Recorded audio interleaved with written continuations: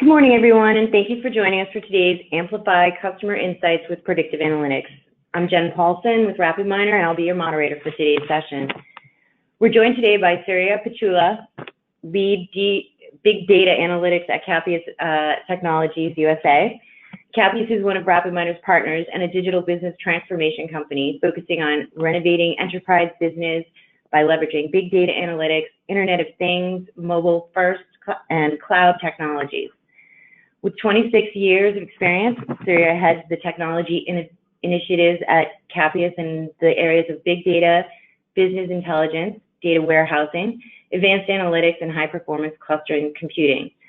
Surya is the creator of Zetamine, a data science platform, Epicube, a commercial analytics MDM application, and SolPro, a procurement optimization solution. Surya has held many senior leadership roles with Fortune 500 companies like GE Capital, Cognizant, Accenture, and HCL. Surya is the Vice President of TDWI India chapter, gardener of Hyderabad Hadoop user groups, and founder of Hyderabad Data Science Groups. He's a graduate from IIT Kharagpur. We're also joined today by Manwar Sharif, CTO of Cappius Technologies USA.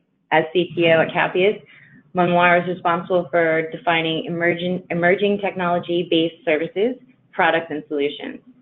Manwar is an entrepreneur, open source technologist, and author of 5 technical books. He has written a number of articles on open source and a frequent speaker at various global conferences related to this topic. Lastly, I'm joined today by Dylan Cotter, our Director of Channel Sales here at RapidMiner. We'll get things started in just a minute, but first a few housekeeping items for those people on the line. Today's webinar is being recorded, and you will receive a link to the on-demand version via email within 1 to 2 business days. You are free to share that link with colleagues who were not able to join us today. Second, if you have any trouble with the audio or video today, your best bet will be to try logging out and logging back in again, which should resolve in most issues. Finally, we'll have a Q&A session at the end of today's presentation. Please feel free to ask questions at any time via the questions panel on the right-hand side of your screen. We'll leave time at the end to get to everyone's questions, but for now, I'll pass it off to Dylan.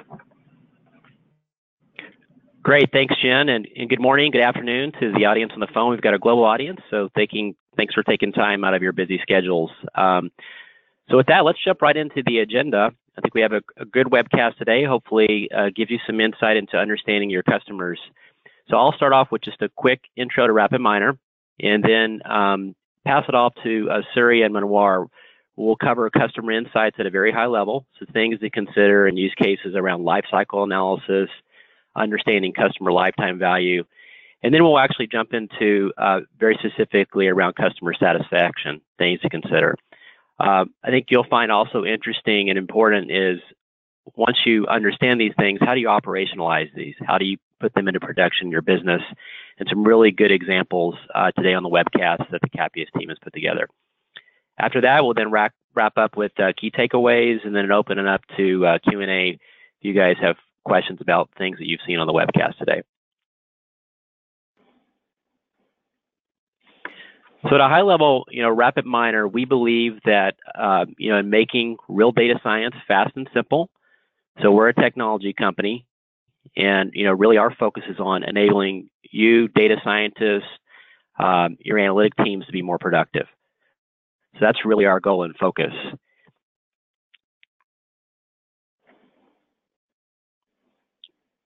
And on the call today, we've got really quite a few folks who had signed up, and you'll see that and rely on our community members. So that mission around making data science easier for folks to consume, a lot of that comes back from feedback from the user community. And one of the things we're really proud of, if you're new to RapidMiner, do go check out the RapidMiner community.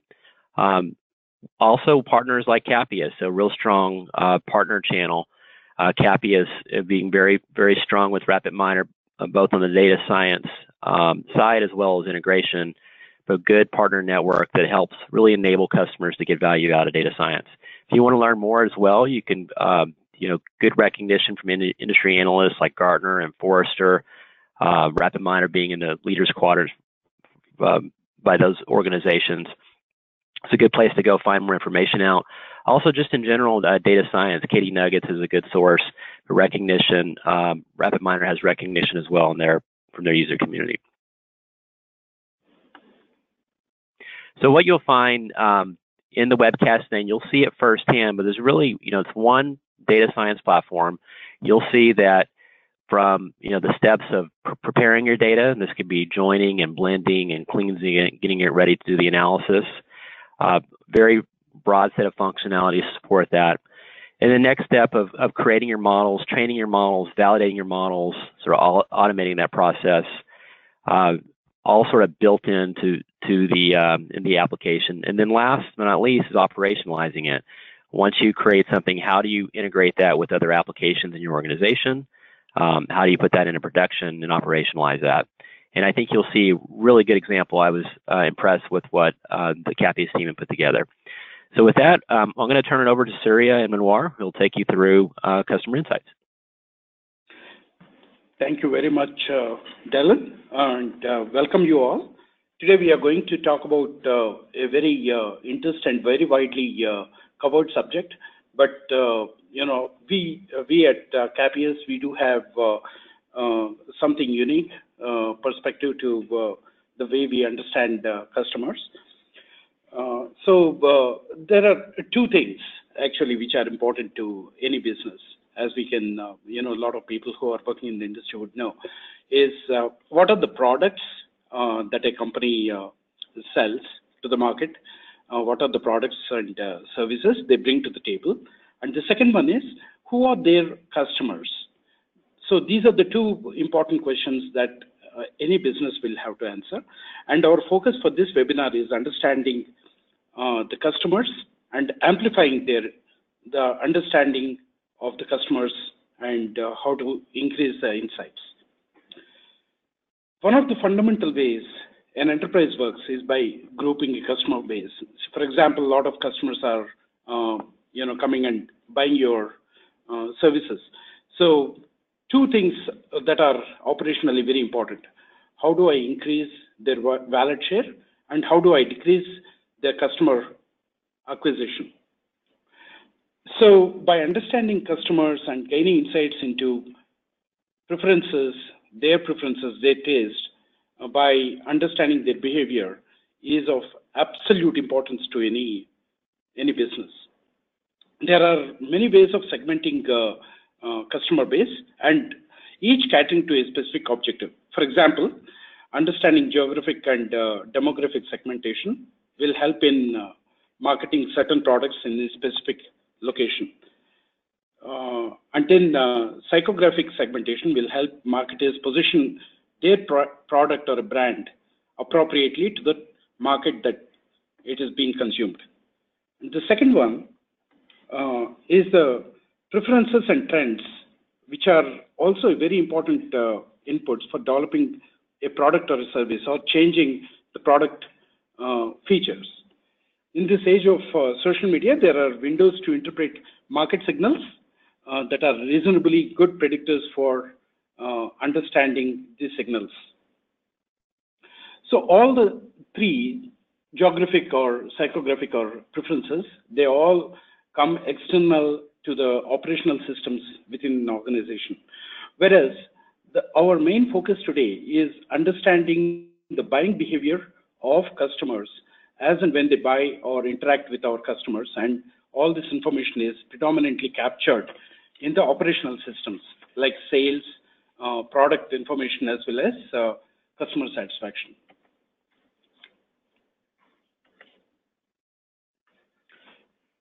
Understanding, there are two things to customer value, because understanding customers will impact a lot of functional teams within an enterprise, particularly, how do we market those products and services?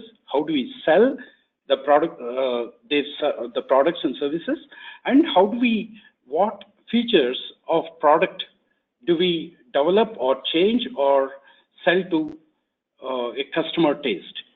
And not the least, how do we support after having sold so many items with different feature sets? How do we support the sale? Here, I would like to talk about the value of the customer is not just the monetary value that they bring to the table. There is another dimension to customers. That is how satisfied they are. These are intangible benefits that a customer brings to a business in terms of, say, the referrals or indirect marketing by means of putting the likes on Facebook or social media, or sharing the links on LinkedIn, etc., or just by talking about this product to their friends and the network. So there is, but in this webinar, what we will concentrate on the direct purchases. In the business context, there are two dimensions to selling any product or a service. One is a non-contractual basis, another is a contractual basis. Contractual basis is an agreement between the consumer and the business, and non-contractual is, there is no binding between the two, right? That is the first classification of any product or a service that we can think of. And the second classification is whether that service is a continuous service or a discrete purchase type of a thing. To give you a little bit of a few examples so that you can understand this better, is a continuous and non-contractual examples. For example, it can be movie rentals from Netflix, or medical appointments, hotel stays, or groceries, for example. So every time you go to the grocery, you pick up different items and come, and then it can be a buy from eBay or Amazon, right? These are continuous, but they are not contractually bound. And then there are other contractual and continuous type of purchases, like club memberships or credit cards or home or car leases, mortgages, etc. So in order to actually, there are about four different aspects that we talked about: continuous, discrete, in non-contractual and contractual settings. So the behavioral characteristics and then the way we model the RFM and CLV differs significantly between these varieties of 4 use cases we have. And in our use case now, we are going to talk about continuous non-contractual example. This is for a e-commerce grocery store, and we have data about the products. Basically, what is the product category, what are some of the features, what are the user reviews, what are its ratings, and the second one is the orders of the sale. So what is the invoice, particularly what is the cart, and what are the contents of the cart, what is the amount, what is the quantity, and what is the amount which has been sold. And we also have different aspects like shipping details, etc., which are not required for the current analysis, so we are not showing it here. And then the other piece of the puzzle is customer service, which is used for understanding the customer sentiments or customer satisfaction levels directly. So there is again a customer sentiment measurement by mining the textual data from social media that can be augmented with the customer satisfaction piece.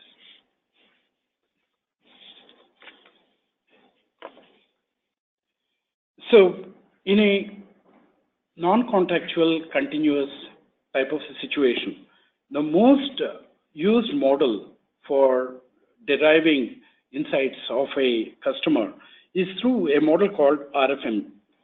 So here in the first piece of our webinar, we are going to talk about RFM from the historical monetary point of view. And then we will also try to model the CLV in a probabilistic manner. So basically what recency talks about is how recently a customer has bought anything from the e-commerce player we are talking about. And the second thing is frequency. Frequency, which says how frequently the customer has bought from us. And then the third one is monetary value. That means what is his total spend, right? This is a very simple analysis, and all this is based on the axiom 80% of your business comes from 20% of your customers. So this is the classic Pareto's principle, right? What this analysis addresses are, it will tell who are your best customers. I think my colleague Munwar, he is going to talk about how to identify them, because we have two parameters here, recency and frequency. He will also demonstrate how do you integrate the monetary value so that we can segregate customers into ABC classification, right? And then we will also come to know who are the customers who may potentially be churned. And the other things is, how do we convert users in one segment which are not so profitable to a much more profitable bucket in our segment, right? So basically what we are talking about here is recency is a time component and frequency is a count component. We discussed just briefly about historical CLV. However, in the real life transactions that we see, they seem to be very, very random. For example, on the right hand side, we see real life transactions. I have put about 4 representative users with different behavioral characteristics. One user seemed to be having a lot of transactions. They are very, very frequent. The distance between the transactions seems to be a little bit of irregular. The second one is slightly less, but they're spaced more or less in a acceptable way. And the third user has started recently, but there seems to be a lot of repeat type of transactions. And the fourth user is far and wide between. So if we take only the historical CLV, it will all completely bunch the amount that is taken together, and then classify them as whether it is a bronze user or a silver user or a gold user. However, we need to be much more sophisticated than that, because all the users cannot be treated the same way, and CLV calculations basically will have to take into account three aspects of the puzzle, right? These are probabilistic models that we use because they are very, very specific to a customer. Each customer will have his own CLV. It's not bucketed or it's not clustered as a segment. So we are treating customer very uniquely by considering the purchase rate. This corresponds to the number of purchases a customer will make over a given point of time. That means there is a horizon, and then we estimate how many transactions he is going to do. The second thing is how long will he last with the company, and the third one is how is the monetary value calculated for a future transaction. This is done by making use of some probabilistic models. The first Pareto NBD, deals with the purchase count and lifetime, and gamma distribution deals with the monetary value. So for all these distributions, the underlying distribution is a gamma distribution, which is a two parameter distribution. One is the shape parameter, and the other one is the scale parameter. And when we train the model, we will have to take the historical perspective and then get about 4 of those estimators, latent estimators, ready. And with this, I will hand over the demo piece to Munwar. Hi, good morning, good afternoon, good evening. This is Munwar. Thank you, Surya. Thank you, Dylan. So I'm going to switch quickly to the practical approach of implementing these models, and then show how we operationalize it with the production scenario with respect to taking data from production systems. So I'm going to switch between 3 different screens, one on the presentation and then the RapidMiner server, and then the studio as well as the web application. So this is a typical architecture. If you can see, this is a typical architecture for enterprise integrations from RapidMiner. So all those boxes you see in the orange color, these are all RapidMiner products. The RapidMiner Studio is basically the data science workflow tool, basically the visual design tool, which will be helpful for data scientists to design the models, to validate the models, and to work with the models. And then the RapidMiner server is where we deploy the models in the real production scenario. So the reason why we use RapidMiner server, not run it in the studio, because we can leverage the power of the server to run high-end processing. And then we also can do, if the server is multi-CPU, then we can run it, do parallel processing, and we can leverage the memory of the CPU. Then most important thing is we can share this model with a variety of people in the company. It's not going to be one person who will be working on the models. There will be a team of people who will be designing the models, who will be validating the models, who will be using the models, and so on. So we need to have a collaborative integration with the server. So people can have multiple instances of Studio, all connecting to one instance of server. And another important factor is that now if you want to integrate with your external sources, for example, for data sources behind the scenes, let's say you have a relational database where the data is coming in, or your NoSQL databases like Hadoop and MongoDB, or external applications. For example, if you are connecting to your Salesforce systems, or a data warehouse like Amazon Redshift, or a recent release has lots of integration with Microsoft cloud-based systems. So all of that integrations are nicely possible with server. And on the output side, you can integrate with your BI servers, your reporting engines, and so on. And there's one piece missing here called as Radu. Basically, what it helps you is it takes your data science workflow models and executes in Hadoop environment. We have not used Radu for this demo, but there's another thing called web browser. A RapidMiner server also provides a web-based interface to administer the server. So let me quickly show the server, how it looks and all. Most of you might have seen it. This is the studio, basically the visual designer tool for you to design your models and deploy it. So what we have done is we have deployed it on our server here, and then we have various applications.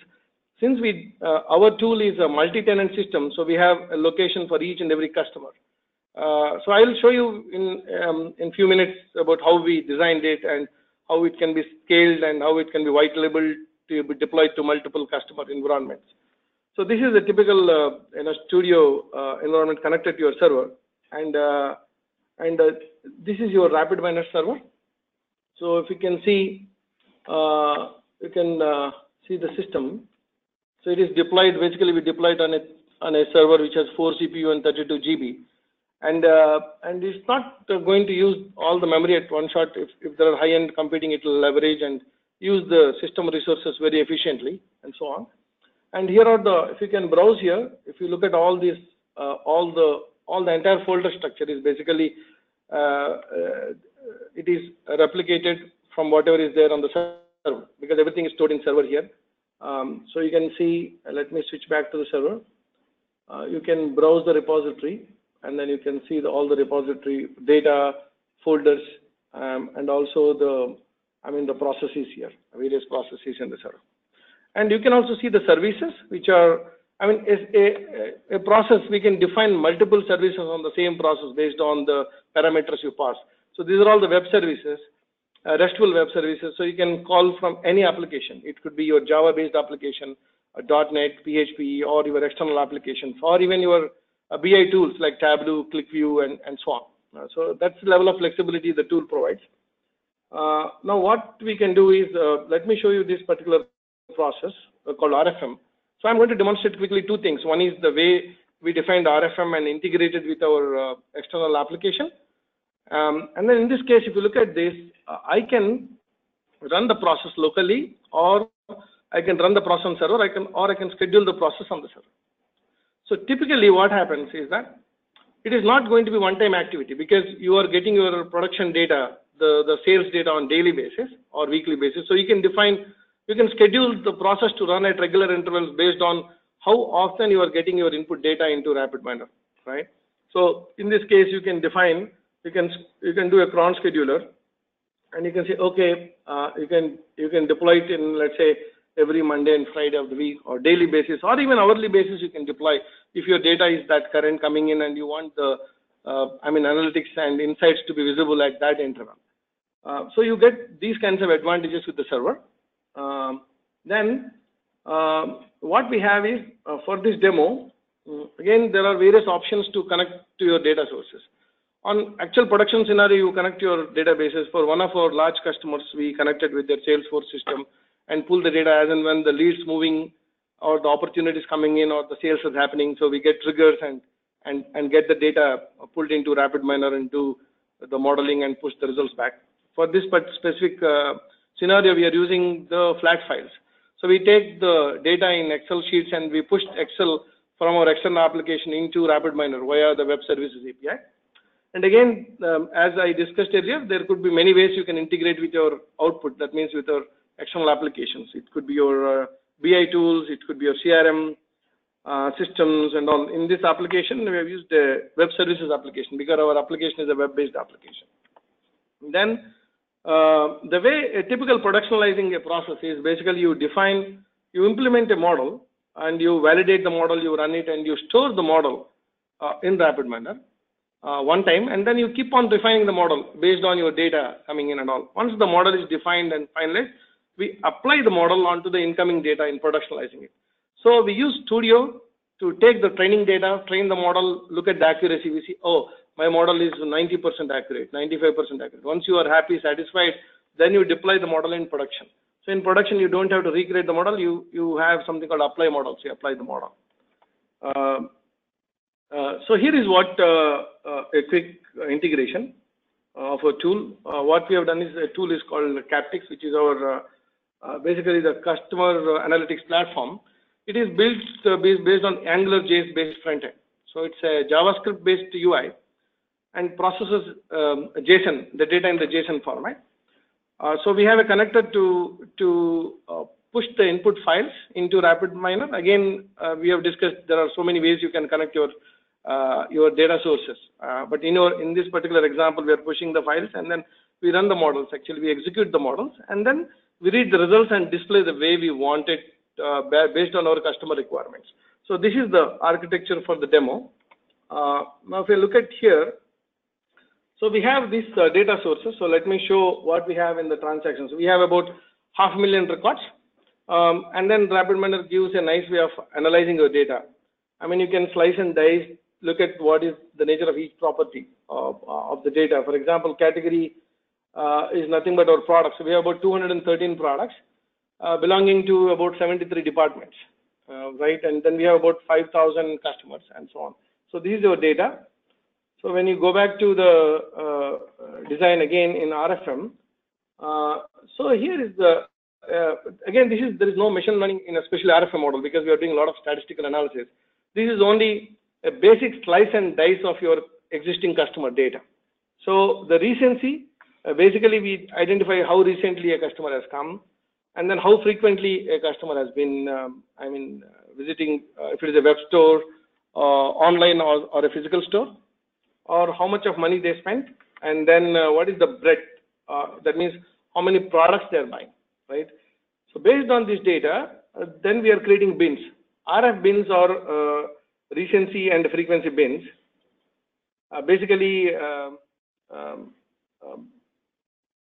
again, there are a lot of ways you can do the binning. I'm going to explain it a little bit. So the way we did this is, first is to push the files. So we have the web service to write to the files. So let me take it back to the services. And again, so you have a sample where you can test the files. That means you can choose the files from your file system and upload it. The moment you upload, based on the parameters you give, they directly come in and pushed into your basically into your repository. And again, we have something called macros. So this is how we deal with the variables in RapidMiner, where you define the macros, where you are reading the variables. That means you are mapping the parameters passed through web services into your models directly. And there are a lot of tuning parameters which you can configure and pass it through parameters. That means you're dynamically control the behavior of your model output as such. Let me switch this.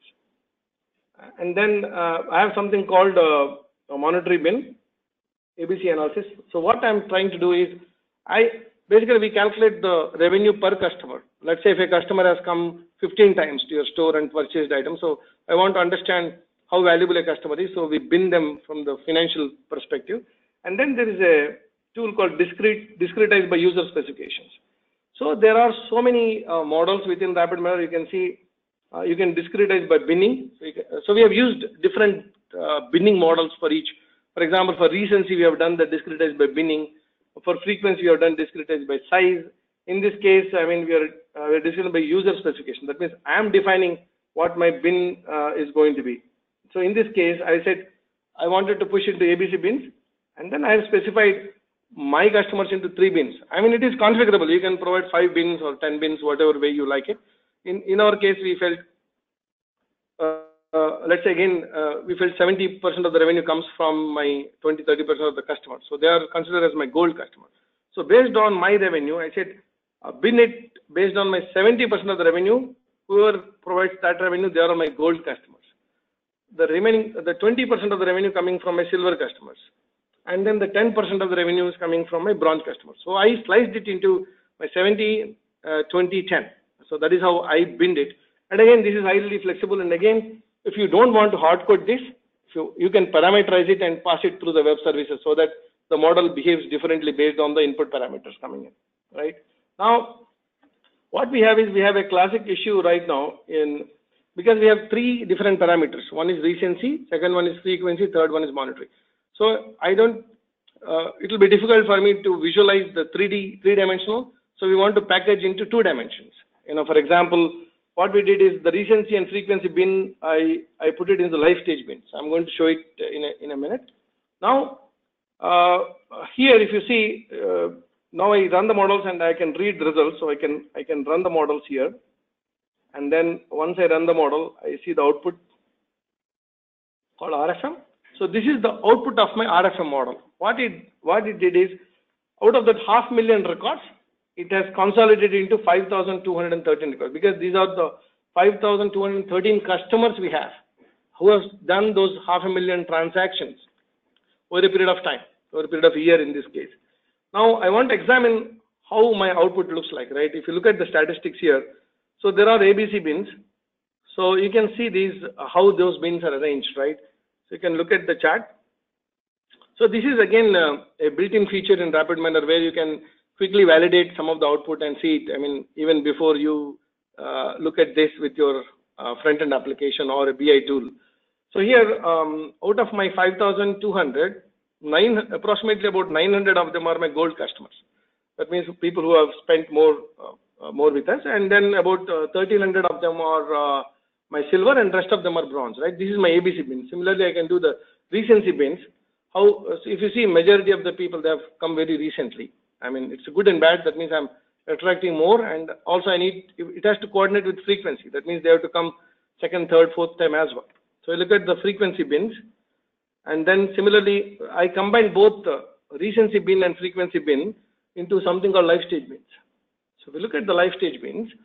So active users and then the new customer. In this case, the new customers are nothing but who have come recently, and the frequency is 1. That means they have purchased only once, because I've combined both recency and frequency bins. So you can see the bins here. Now let me switch to the application, and then we have the web services where I connect it to the application and pull the data from JSON format. And then I'm taking you to an application here called Captex, which is our customer analytics platform, which gives a customer 360-degree view.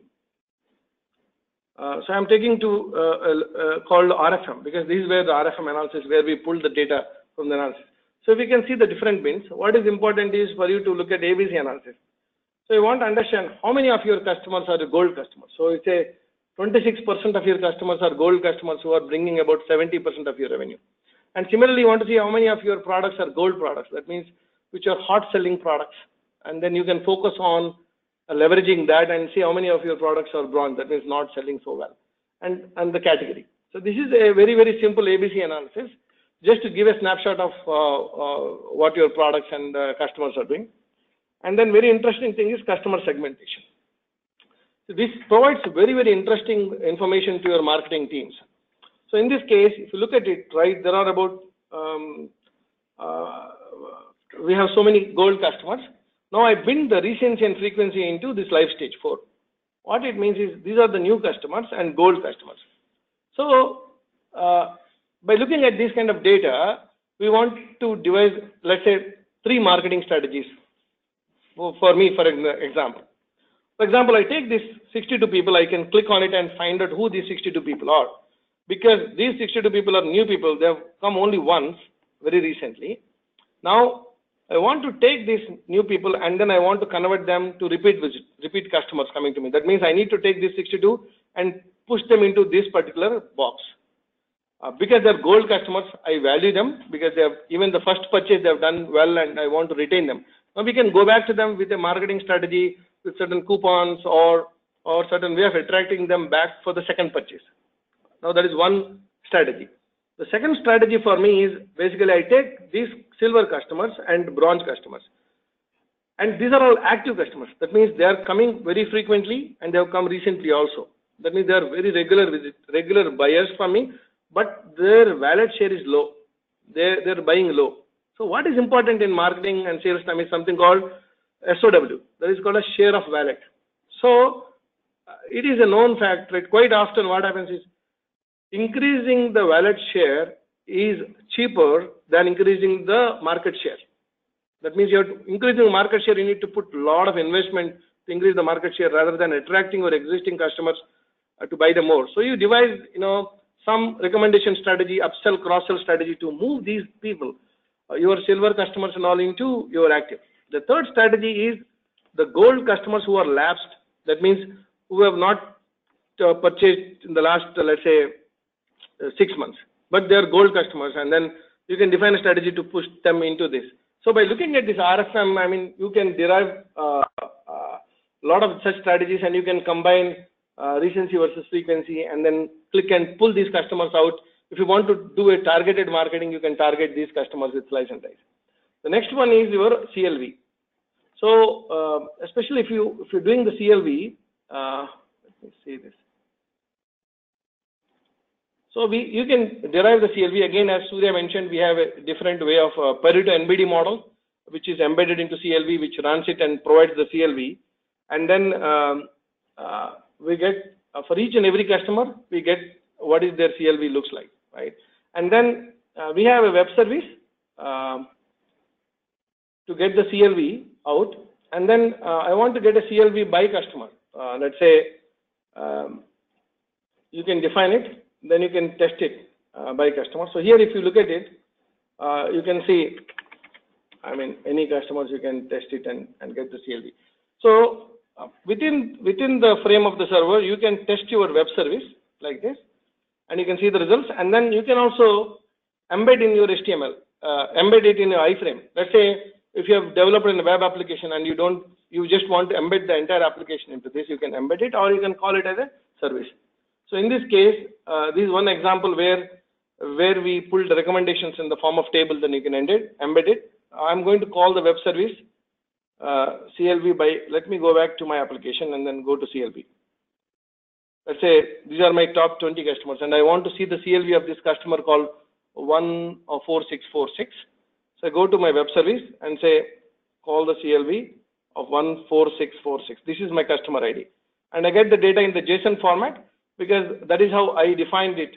I defined the service in the JSON format. So you can define the output format of the web service. I mean, you can throw the output in table, HTML, XML, and all. I've selected JSON format because my application is an Angular JS application, reads the information in the JSON format.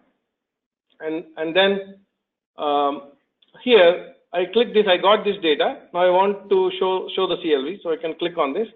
Look at this information.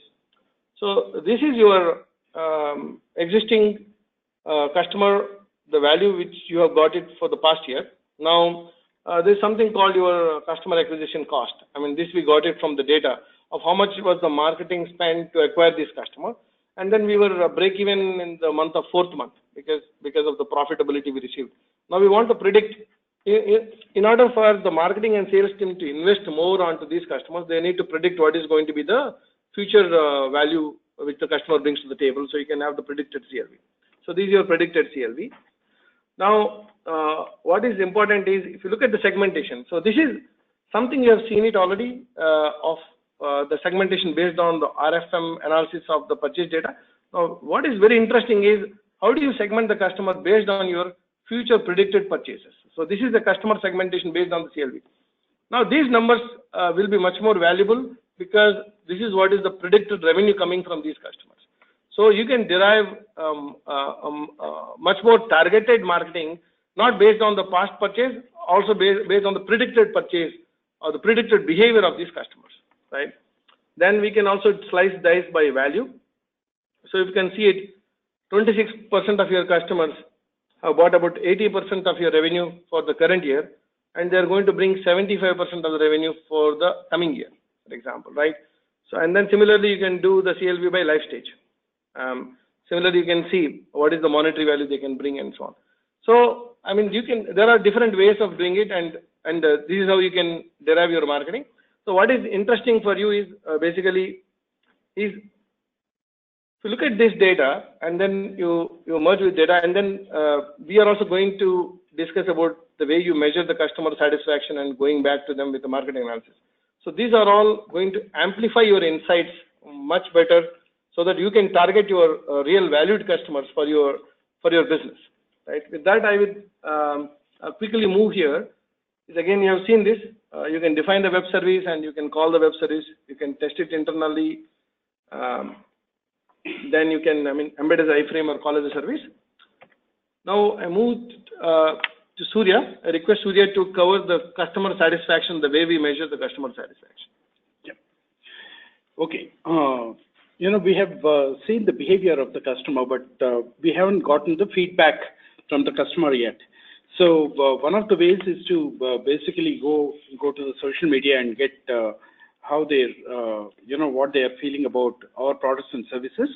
The second one is actually directly polling them for the feedback in terms of the service.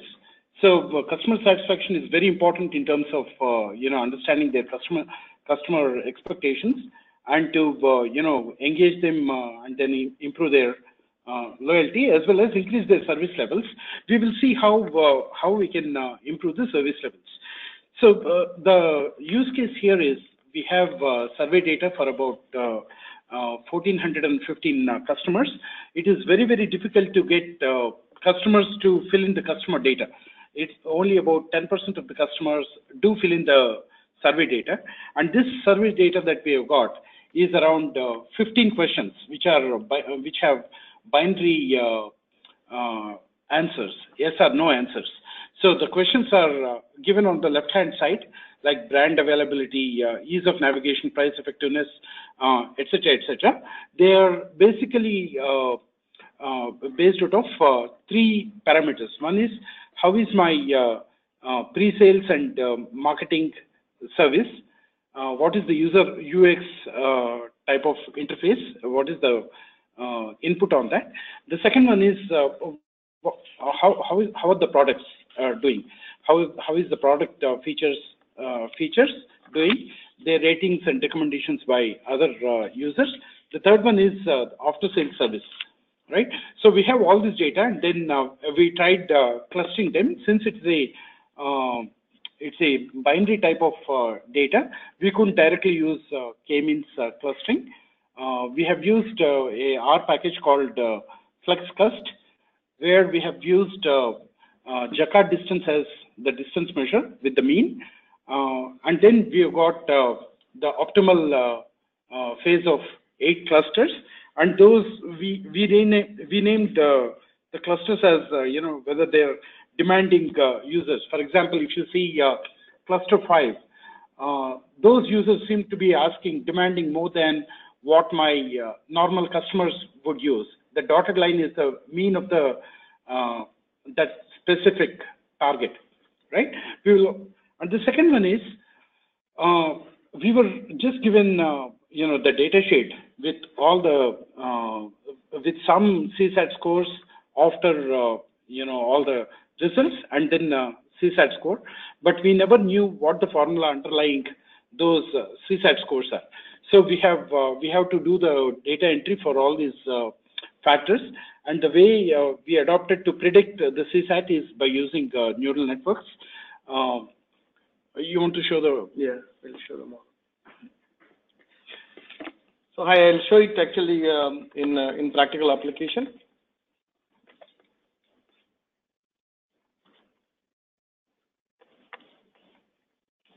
These are the CSATs, both what Surya mentioned in the clustering where we're getting the survey clusters.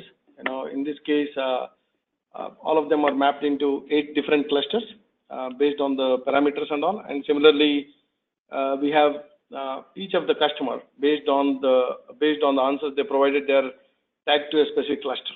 And similarly, if you look at the neural net based, I'll very quickly show the model how it works in neural network, which predicts the CSAT. So let me see the testing part. So this is the neural net. Basically, we took the training cycles of 100, and actually, if you can see it, there's a very nice help provided in the right side bottom. Basically, it explains the parameters and what is the importance of the parameters and how the model works. I mean, in neural net itself, there are various different models available within RapidMiner. Each one might be needed for a specific use case. So you can read it and you can type it here. I mean, so you can see it here. You can see there are different types of neural networks available. So here we use the neural net, and then there are parameters where you can specify, and then you can run this model because it has so many circles. It takes some time to execute, and we need to validate it how the model runs.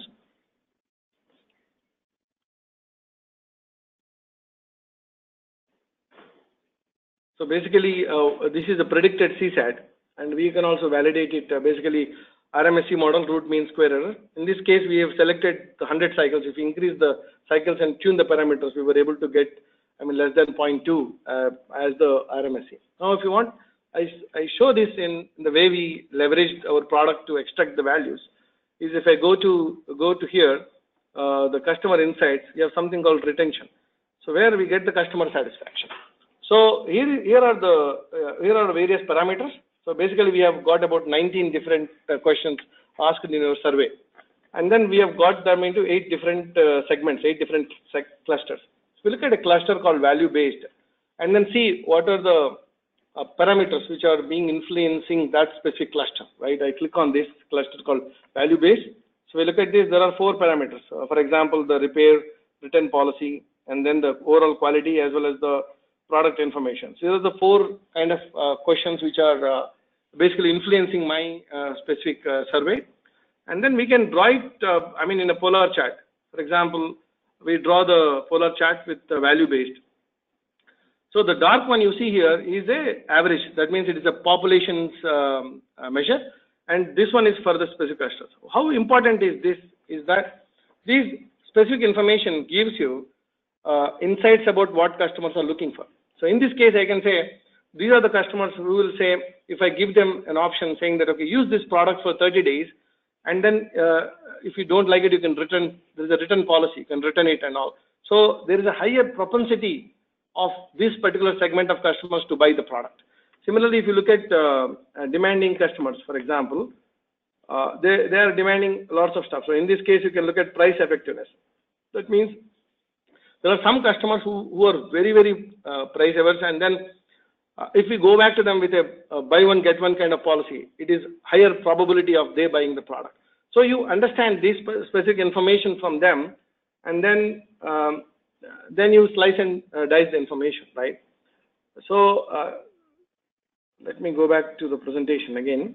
So there are various ways to understand your customers and devise your marketing strategy according to them. So just to conclude it, right? So there are ways of increasing the revenue. For example, you can use your RFM and CLV to come up with defining your discount strategy or incentive strategy, or there is a way of understanding the CSAT so that you can engage with your customers in a better way. And similarly, you can optimize your marketing. You can decrease your cost by targeting. Because see, for example, if you have a limited budget, you cannot target all your 5,200 customers. Rather, you say, what is my strategy to target these 200 customers where my return on investment will be high?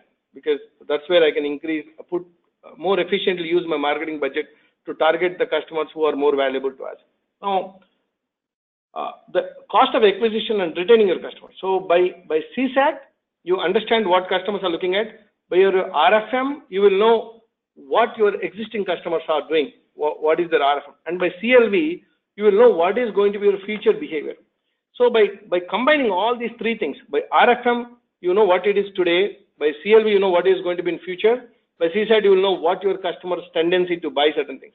So this is what you're not only getting the insights, you're amplifying the insights by combining all these three things, then getting more valuable information, not just one insight. So that is where the power of the machine learning comes in, the power of the tool comes in. With this, I will thank you so much for your time. I really appreciate you joining and listening to us and going to the demo. I will now go to a Q&A session.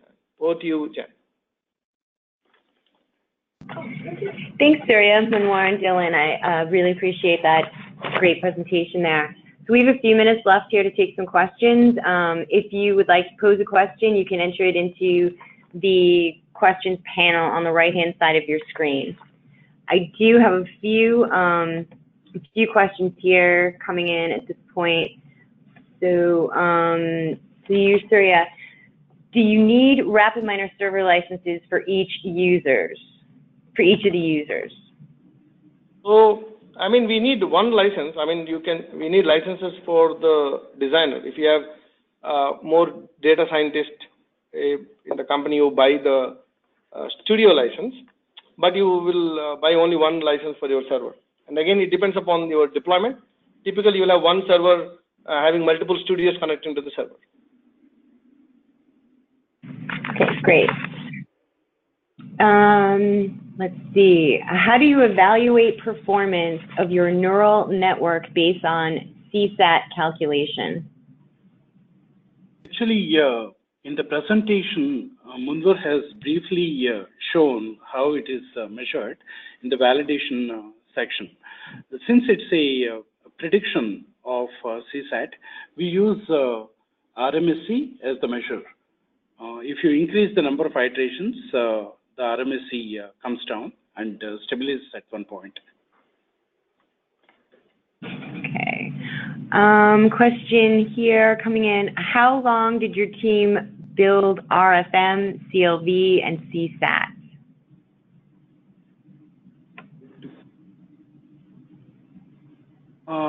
It depends on a couple of things. The customer whom we have worked with, it's a production system, so the data quality is pretty good. So besides that, the modeling took about 4 weeks, all three combined. Okay. In terms of development. Yeah, to put in production, we had to do a lot of testing, and it took another 4 weeks. Please comment on how did you use RapidMiner to perform the probability analysis in CLV? Okay. The probability analysis has to use a lot of distributions. Some of them we have used R to do this because we will have to train the Pareto NBT model for the data cleansing and then data wrangling, etc. We have used RapidMiner. Next question. Are you considering discounted cash flow while calculating CLV? Very good question. Since it is a calculation, basically the interest rate, the time value of money needs to be question. Current in our current model, we haven't considered that. I think that is in our roadmap, and then we are going to include that as part of our future CLB release. Right now, no.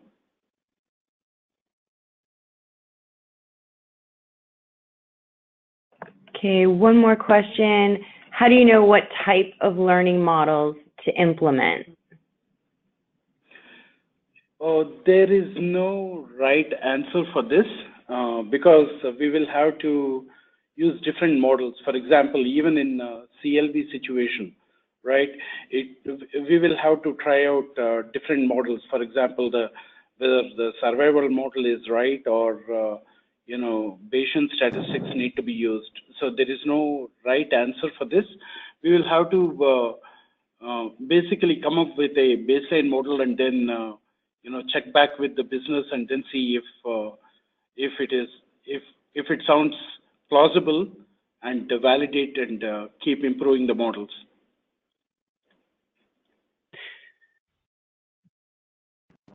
Okay, well, it looks like we're just about out of time here. If we weren't able to get to your question here on the line, we'll make sure to follow up with you via email within the next few days.